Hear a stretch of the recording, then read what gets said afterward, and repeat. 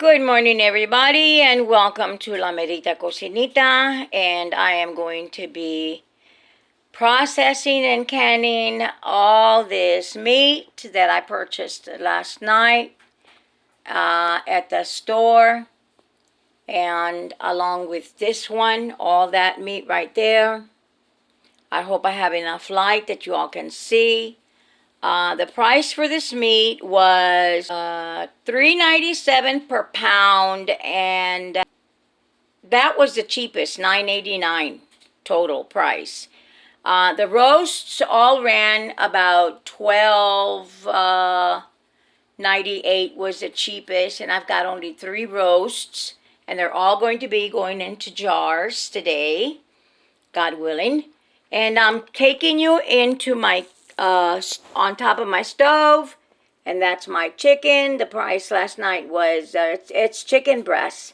The price was $2.49 per pie $2.49 per pound, and this pack cost $12.23. And this one is the cheapest, which was $11.08. Sorry, it's upside down. But all of this chicken I will be processing today. It's 4 large packs, and they're all skinless breasts. So as soon as I get started, because I gotta slice them all up into little chunks like this, and it's a raw pack today. So my jars will be cold. My canner is going to start off cold, and I've got my canners ready. They're right there. I've got 2. I'll pull out the other one in a little while. But I got to get my jars in hot water, and my lids is going as well. So I'll see you in a little while. Welcome back, everybody. I'm going to show you how I have cut up the little ribs that they supposedly call, that are made out of the shuck steak, or the chuck roast.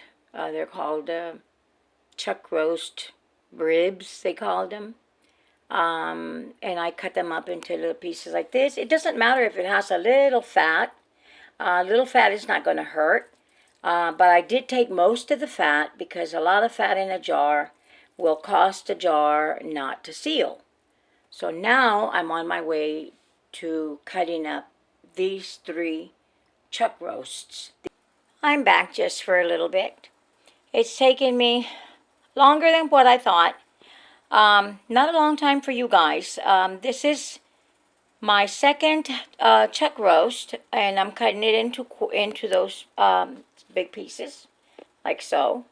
That'll be going into the jar. And I'm sorry I can't videotape the entire thing. I've started, my time was around 9 a.m. I am over 1 hour right now, only cutting up my meat. But you know what, guys? I truly, truly, truly enjoy doing this. I love to can. I really do. I love to provide for my family whenever I find something, especially since what we're going through right now with the gas prices and the meat prices going up. It's ridiculous, but we're all in God's hands, and we all know that too, so anyway, I just wanted to show you where I'm at, and we'll take a little rest. Okay, everybody, my cameraman is back, and he's going to help me for a little bit while I'm dicing the onions. And as you can see, I could not find, for the life of me, my wide mouth jars, except for the ones that you see here, which are only 5. The other ones are regular ones. And all I'm doing is slicing my onion, and then I'm going to put them in the jar, and then I'm going to fill them up with the meat. Here for you right quick, I'm going to dice some onions in this jar. On the bottom, I'm going to add a teaspoon of salt, level, and I'm going to, my hands are clean because I'm in the kitchen all day long. Oh, I forgot, I need my funnel, and it's been clean. I just tossed it up there. So I will fill up my large mouth with the meat as far as it goes. And then I will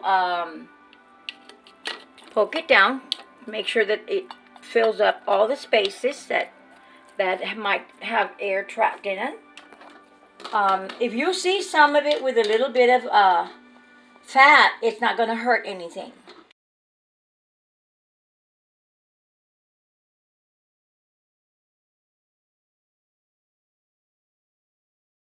As you can see, I got 7 jars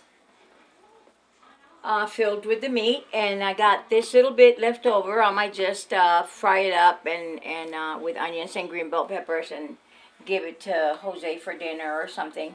And I'm going to add a little bit of liquid here because I don't like mine dry, and it's only up to the rim. Right about there. I will bubble it in a minute and burp it, that is, and the water will go down. You see the bubbles? That's why you have to debubble, because all those bubbles will cause your seals to fail. And as you can see, I'm probably going to need a little bit more liquid, but not that much, because you see how much liquid settled to the bottom? Right about there, right about here. And the meat will release, hopefully, the rest of the liquid that I'm going to need. Okay, so I have them all filled, and I added water, as you can see. It's got some liquid to there. And if I notice in a little bit when I put the lid on it, I'm going to take some water out if it's too much and just get it ready. But it's all ready. I'm just waiting for my lids and my rings to go on. Well, they don't go on by themselves, but I'll put them on, and I'll put them in my canners. As you can see, my canners are already on my stove. And I have some leftover onion, and they're waiting for the chicken to get sliced. May bring you right back. It's all cold. The water's cold. The meat is cold. The jars are cold. The canner is cold. And I'm coming back here to get my last ones. I got one left. And thank you. And as you can see, the water rised. It came up, but there was only 3 quarts of water in there. And this, I'm going to put the lid on. I'm going to put the lid on. You have to make sure that, you hear that? This is easy to come up and down. This is the lock, right here. And my seal, and this you have to be able to see through it, and it is. I made it very clear that you could see through it.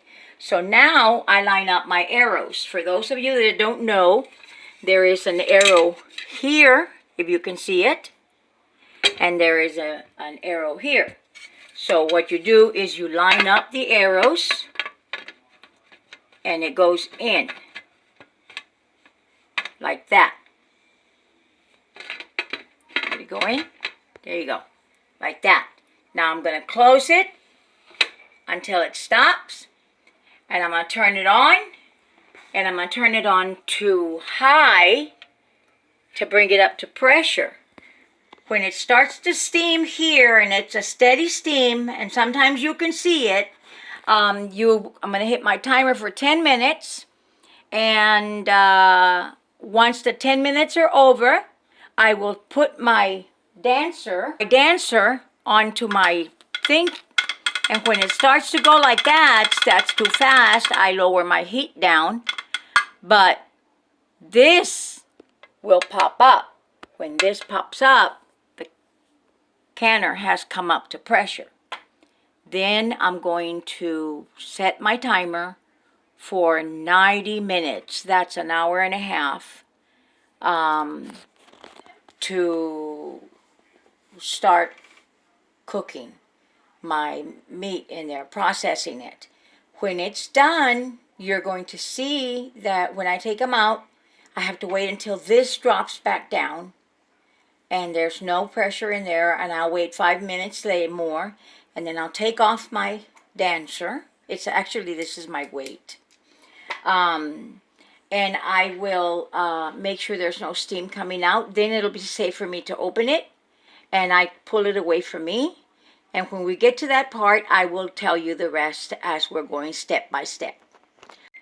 Okay, as you can see, my timer has gone off. My 10 minutes are up.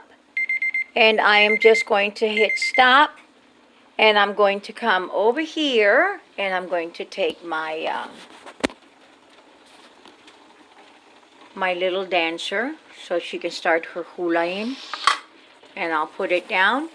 And the majority of the time when you put the weight down, the bubbling there will stop and the little knob will pop up. But it's not quite there yet. So we will wait for it, and she'll come up to pressure. Here it is. It's up.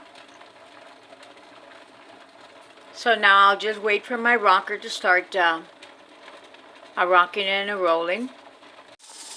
Okay, she has started to dance. You see what I mean? Now that seems to be perfectly fine right now. But if she continues to get any faster, then I'm going to have to lower the temperature down more.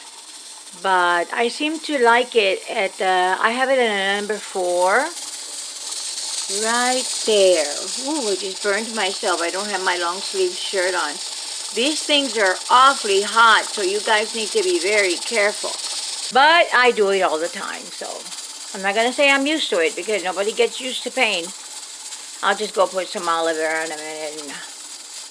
Okay, my time is up. It's time to turn off the canner and wait for it to cool off. So, there we go. Okay, so see the rocking?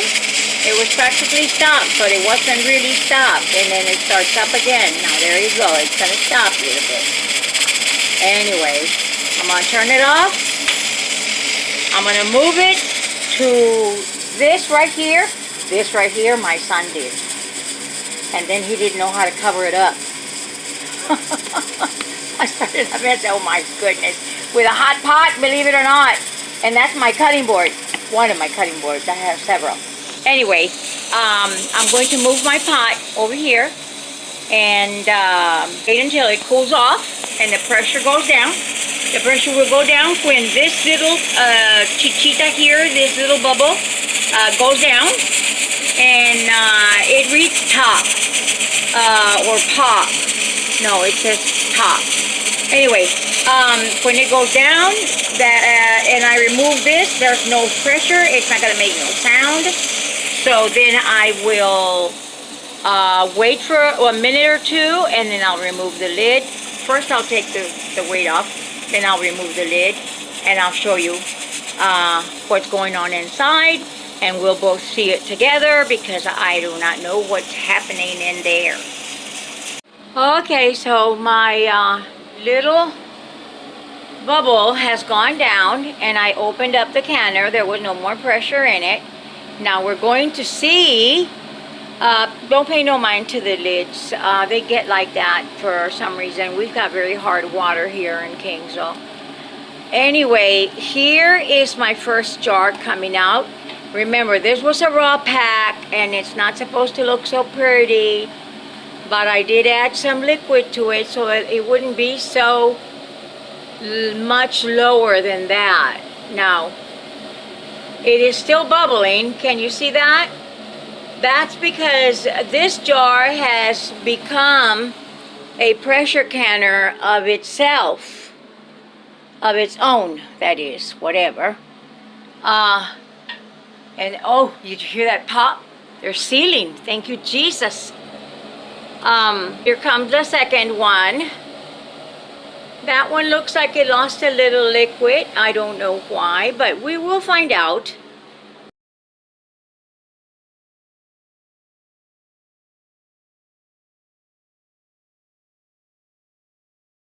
The beef looks real good. And as you can see, where it's getting cold, that's just a little cap of fat that is protecting the meat as well. And when you open the jar, if you don't want that fat, you can just throw it away. But don't throw away the broth. The broth is nothing but broth, and it's very healthy and it's very good because it has no preservatives, just canning salt and onions for the beef,